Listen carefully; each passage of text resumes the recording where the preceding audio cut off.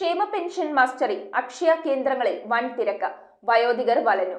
പല അക്ഷയ കേന്ദ്രങ്ങൾ നിർത്തലാക്കിയതും പുതിയവ തുടങ്ങാൻ അനുവാദം നൽകാത്തതും തിരക്കിന്റെ ആഴം കൂട്ടി.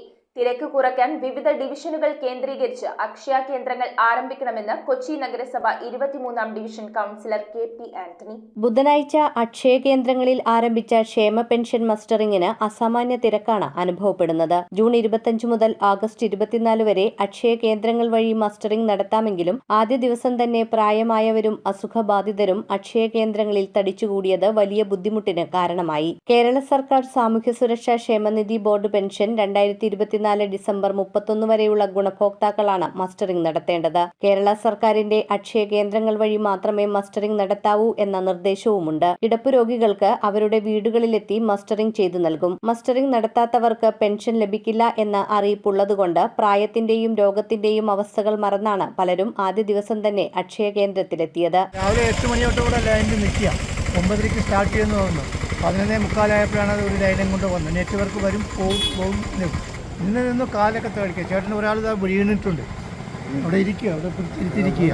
ഞാനൊരു ആക്സിഡൻ്റ് ആയി കഴിഞ്ഞിരിക്കണതാണ്. ഇത് അങ്ങനെ ശ്വാസമുട്ട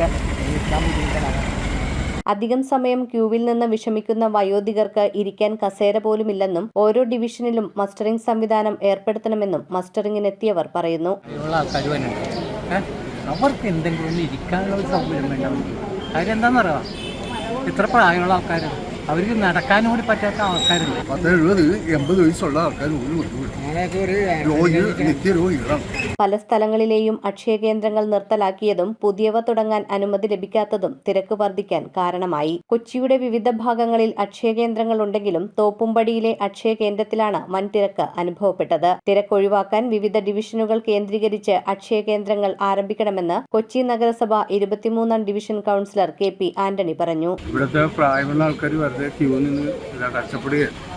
അത് സൈറ്റ് ശരിയാകണമെന്നൊക്കെ പറഞ്ഞ് ഭയങ്കര പ്രയാസം. അപ്പോൾ അതുകൊണ്ട് അതാത് ഡിവിഷനുകളിൽ ഈ സംവിധാനം ഒരുക്കണം, നല്ലതായിരിക്കും. പ്രായമുള്ള ആൾക്കാരാണ് കൂടുതലും. News bureau, Kochi.